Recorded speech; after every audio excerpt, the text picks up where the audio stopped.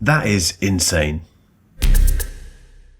I have tried to film the start of this video about 50 times, and if there's one thing I've learned from my tech diary channel, it's that a lot of you just like raw takes. You don't want all the polished stuff. There will be some polished stuff in this video, but I'm a bit fed up of trying to get this right, so let's just waffle. Let's do it. Okay, last year we had the Samsung Z, and we do say Z in this country, as does Samsung, the Z Fold 7. No, that's wrong, the Z Fold 6, and we had the Honor Magic V3. The V3 was and is much thinner than the Fold 6. This year we have the Z Fold 7, which is such an about turn from Samsung, a massive difference to the Fold 6, much thinner and just utterly superb. Honor has just released the Magic V5, and it's just a bit thinner by a very small margin than the Fold 7 and the 10 Pro Fold, which I don't have in front of me. All of this talk about thinness can get in the way of what matters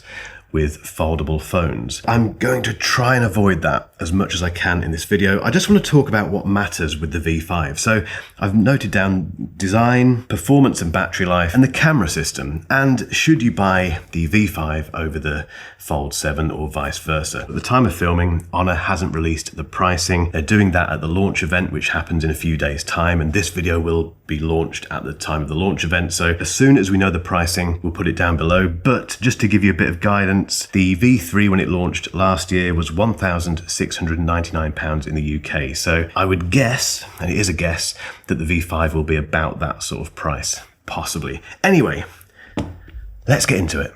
Let's get this whole thickness thing out of the way to begin with. At the time of filming, the Honor Magic V5 is officially the world's thinnest foldable. It's 8.8 millimeters thick when folded, and it can't go any less than that because of the USB-C port. There's just no metal left to take away. If you're wondering by how much it's the world's thinnest smartphone, foldable, let's get that right. The Fold 7 is 8.9 millimeters thin. It's 0.1 of a millimeter. Does it matter? No, you can't, honestly, you cannot tell the difference between these two. It's so imperceptible. The whole battle between the two of them feels very much kind of Oasis versus Blur. Basically, don't pick one of these phones over that 0.1 of a millimeter. That would be absolutely bonkers. Interestingly and ironically, the V5 does feel more substantial than the Fold 7, and the reason for that is because of this great big camera bump. However, it has two benefits. The first one is the fact that you can put your finger or your forefinger here,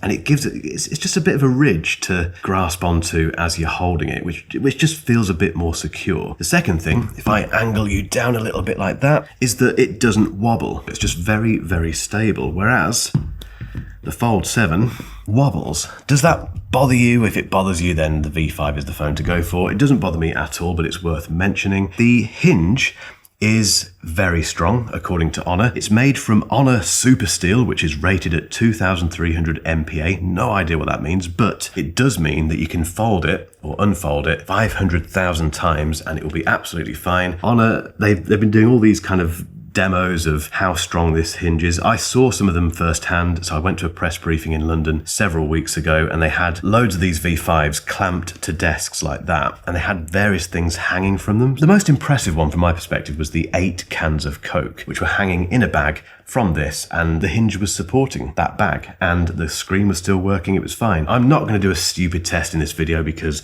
that's pointless. Basically, you can be reassured that if you do this, for instance, didn't sound great, but it's going to be fine. It also has IP58 and 59 water resistance, although that has just been beaten by the Google Pixel 10 Pro Fold, which is IP68. What else can I say about the design? Oh yes, it has stylus support. So famously, Samsung removed the S Pen support from the Fold 7. If that bothers you and you need a stylus for your foldable, then the V5 is the one to go for. 5,000 nits displays on both, so that's 5,000 nits and that's 5,000 nits. The Honor Magic V5, if you put that on a table like that, it just looks beautiful, and they've got some lovely colours, including a gold version, which I wish they'd sent me, but they sent me the white one. Whatever. It looks fantastic. So it's very thin, but it doesn't matter that it's slightly thinner than the Fold 7. It's got a very durable hinge. The screen is screens are fantastic. Let's talk about performance and battery life. I haven't been this impressed by a piece of tech for quite some time. If you're anything like me and you live on video calls, you juggle a lot of voice notes, or you just generally spend a lot of time talking to people on the phone, these earbuds are really worth checking out. They're called the V-Aim, they're sponsoring this video, and they do a whole lot more than just play music. First up, you get real-time transcription with translation for 21 languages, so whether you're in a Zoom meeting, a face-to-face conversation, or watching a lecture, these things will transcribe everything as text live straight into the app. Then there's flash record, just long press the earbud and bang, it starts recording instantly. No need to fumble with your phone or open the app. It works for phone calls, video calls, and it can even tell who's speaking in small rooms with multiple people. Of course, all these features are powered by the V-Aim AI, which allows you to easily process your transcriptions after recording. You can highlight parts, tag to-dos, and it'll even summarize the key talking points afterwards, all in less than a minute. And yes, they are very, very comfortable. The earhook design uses liquid silicone so they feel soft against your skin, and aerospace-grade titanium wire, which means they sit very snugly against your ear. And I can confirm they work very well with glasses. They sound great as well. They're obviously not the best earbuds I've ever heard, but considering their primary function isn't about audio quality, they're still very, very good. You get 18 sound profiles, customizable EQ, and a game mode for low latency performance. Battery life, 19 hours. Oh, and 53 with the case, and a 10-minute top-up provides 3 hours of charge. I've never seen a pair of earbuds like this that aren't just full of gimmicky features until now. If you want to check these out, go and click that link down below. The Honor Magic V5 has the Snapdragon 8 Elite chip and 16 gig of RAM, and there will obviously be different configurations for storage and possibly RAM depending on where you live and all that sort of stuff. What else can I say about performance now? It's got the latest Snapdragon, so that's a big tick. It means it's a flagship phone officially, and 16 gig of RAM is enough for all the AI stuff. It has all of the AI stuff built in, including Google Gemini and all the Honor AI things, including deepfake detection, motion sensing, whatever that is, group photo cleanup, all the stuff that you expect and possibly don't use. Now, I'm not a big AI user. However, I appreciate the fact that Honor has done the obvious thing and included Gemini, and it's continually worked on its own AI platform. And I won't bother demonstrating those things because I can't be bothered, to be honest, and loads of other people will have done it in their reviews. Go and check them out. But trust me, if you need a very good phone that has very good AI stuff, you're not going to be disappointed with this, as you might be if you buy, for instance, an iPhone. However, the big thing when it comes to performance for a lot of people will be the battery, and the battery in here is pretty big. It's a 5,820 milliamp hour battery, apparently larger than any other foldable, and it charges at 66 watts wired and 50 watts wireless. That's on a supercharge. So basically, it's a big battery and it charges very quickly, either wirelessly or wired, and it's made from carbon silicon, which I know is very important to some people who watch this channel, because when I reviewed the Fold 7, which doesn't have a silicon, have I got that right? Carbon silicon? It doesn't have that new battery technology. That bothered some people. It doesn't bother me, and the battery life on this has been very good. The battery life on the V5, I don't do battery tests, by the way. If you need to see them, go and watch Ben, Lover of Tech. He'll do that for you. But from a regular user's perspective, the battery in the V5 is definitely better than the Fold 7, but not to a point where you think, this is life-changing. It's not. These are still both 2-day phones if you use them normally. What's impressive with the V5 is that the standby time is unbelievable. I mean, that is normally the case with most Android phones these days, but for some reason, it's even more surprising in this. Okay, it does lose percentage points if you don't use it, but it loses them at such a slow rate. It's just unbelievable. So if you don't use your phone that much, you will go beyond 2 days, 100%. I wouldn't expect, revolutionary battery performance. If you're the sort of person who wants to know they've got the latest battery tech in their phone, for good or worse, whatever that might be, then the V5 is, well, it delivers. It's just one tick box which Honor has ticked, and you can't moan about. Oh, and Magic OS, which is the operating system on this, it's great. It's really good. I do prefer One UI personally, but that's just me. Yeah, performance, battery, what else have we got? We've got camera. Let's talk about the camera. So, camera specs, we have a 50 megapixel main camera with optical image stabilization, a 64 megapixel periscope telephoto with 3 times optical and up to 100 times digital zoom, and a 50 megapixel ultra wide. They are all very good cameras. Straight out of the box, if you just take a photo at anything up to, let's say 5 times, fantastic, in my opinion. Now, you may not like these photos, it's very subjective, let me know what you think in the comments, but I've always liked Honor photos. They remind me of the Pixel. They've got a very contrasty, dramatic look. That does it for me completely. There were a few misses. I do have 2 very difficult subjects, which are my son and my puppy, both of whom do not stay still. So they're a very, very tricky test for any camera system. And as you can see, the V5 did have a few misses, but when it captured them perfectly, the photos they're just lovely, as are the hardcore, I think that's how you pronounce it, hardcore portraits, which add a kind of filmic type look, if that's the right phrase. They just look very nice, but again, you will have a few hits and misses here and there, so you do need to spend a bit of time with it. In terms of the zoom, I would never buy any modern smartphone which claims to have incredible super zoom. I wouldn't buy it based purely on that, because in my experience, and I've tested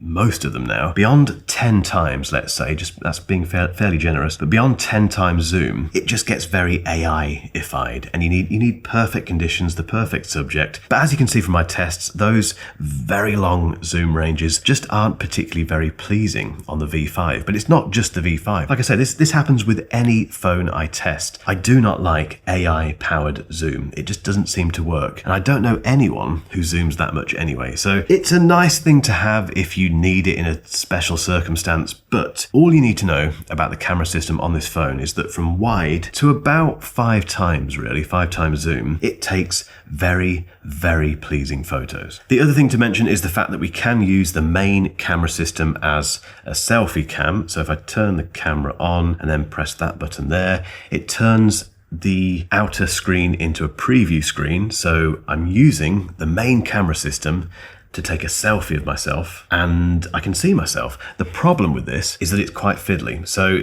you've got 2 options. Either you kind of hold it like that and then roughly work out where the shutter button is and take your photo, or you turn on the AI, I think it's called smile detection or something, where it detects when you or someone in the photo smiles and takes the photo. The problem with that is that it's a little bit hit and miss. So we tried this on holiday as a family, and it took 1 decent photo, but it kept taking photos when we were trying to get everyone into the frame and all that sort of stuff. And you end up with loads and loads of photos of people looking the wrong way and all sorts, and it's just not that reliable. So I think there's a bit of a knack to this. So if you know what that knack is, get involved in the comments, but perhaps I'm just too old. Oh, the other thing you can do, if you've got kids, rather than having that preview, do this and have these cute little animals, which in theory, I think are supposed to get your kid to look at the screen or look at the camera, kind of. Cute.